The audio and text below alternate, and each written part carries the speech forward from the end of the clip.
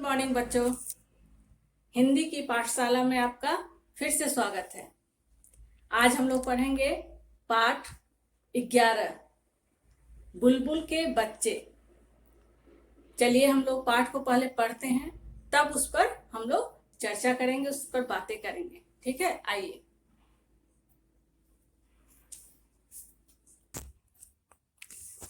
पाठ 11 बुलबुल के बच्चे।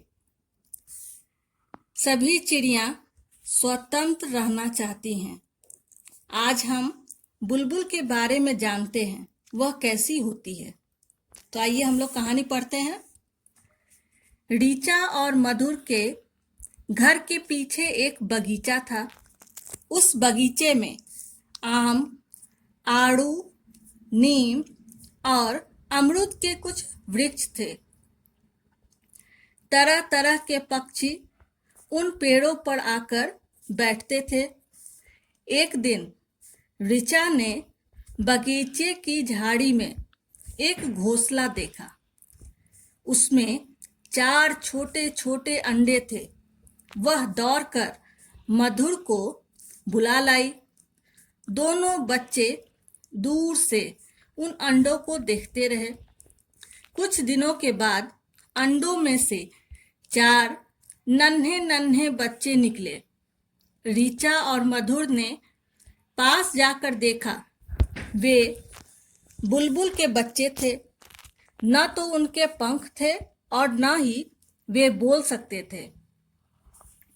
2-3 दिन बाद बुलबुल के बच्चों की धीमी धीमी आवाज सुनाई देने लगी। ऋचा घोंसले की ओर गई। उसने देखा कि माँ बुलबुल अपने बच्चों को खाना खिला रही थी। चारों बच्चे अपने नन्हे नन्हे मुंह खोले कोशिश कर रहे थे कि उन्हें खाना जल्दी मिले। बुलबुल एक लंबा कीड़ा अपनी चोंच में उठाकर लाई थी। वह उसके टुकड़े कर बच्चों के मुंह में डाल रही थी।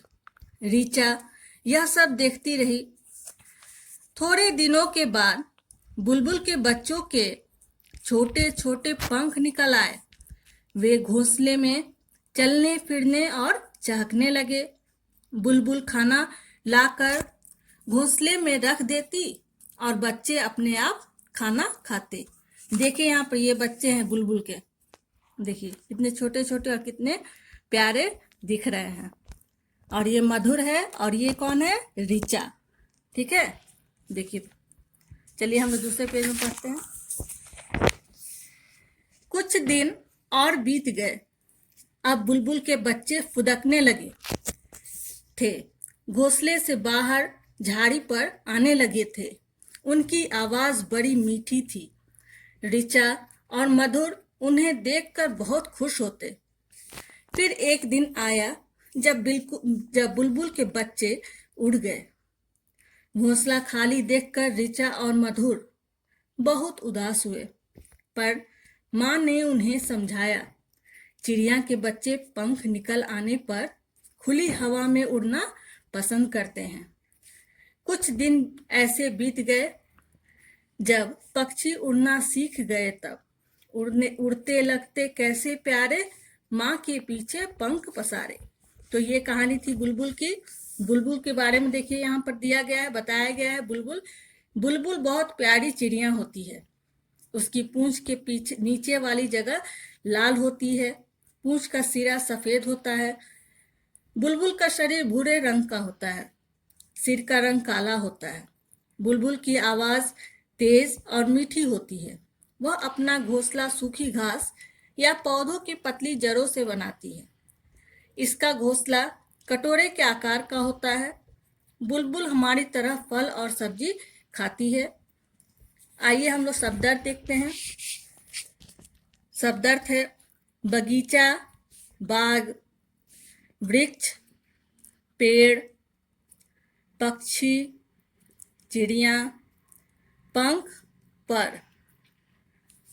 फिर यहाँ है चहकना, मीठी आवाज में बोलना, फुदकना, उछलना या कूदना, उदास का दुखी। वर्तनी अभ्यास के अंतर्गत आप लोगों को कुछ शब्द दिए जाएंगे इसी पाठ से, आप उन्हें अपनी कॉपी में लिख लीजिएगा। तो ये कहानी थी बुलबुल के बच्चे की। इस पाठ में दो छोटे छोटे बच्चे हैं, एक का नाम है ऋचा और दूसरा मधुर है।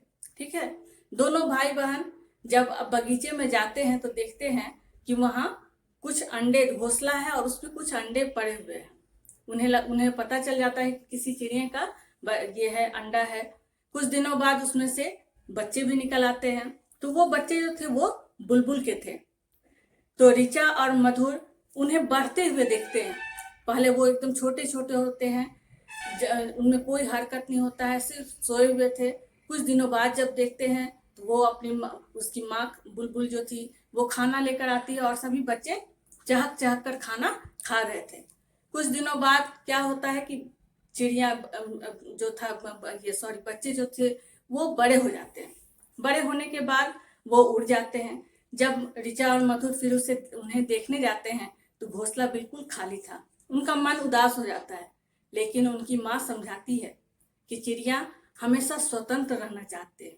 जिस तरह हम लोग चाहते हैं, हम लोग को कोई पिंजरे में रखेगा तो कैसा लगेगा, उसी तरह से अगर हम लोग चाहें कि नहीं वो बुलबुल हमारे साथ पिंजरे में रहे, घर में रहे, तो वो अच्छा नहीं लगेगा। उनकी माँ समझाती है। तो उन्हें स्वतंत्र आसमान में उड़ना ही उनका जीवन है, इसलिए उन्हें समझाती है कि वो उदास ना हो, खुश रहे और ये सोचे कि बच्चे अब बड़े हो गए हैं और अपनी जिंदगी मजे से जी रहे हैं। तो ये कहानी थी बुलबुल के बच्चे की, जो हमें स्वतंत्रता का भी पाठ पढ़ाती है। ठीक है, तो आज हम लोग इतना ही पढ़ेंगे। आप लोग भी अपने घर में इस पाठ को पढ़िएगा। ठीक है, और पाठ से संबंधित जो भी दिया जाएगा शब्दार्थ और वर्तनी अभ्यास अपनी कॉपी में लिख लीजिएगा। आज के लिए सिर्फ इतना ही। और बच्चों, आप तो जानते ही हैं 14 तारीख को क्या है, दिवाली और चिल्ड्रंस डे। तो आप लोग बहुत ही धूमधाम से दोनों त्योहार मनाइएगा। ठीक है, happy Diwali and happy children's day. Thank you.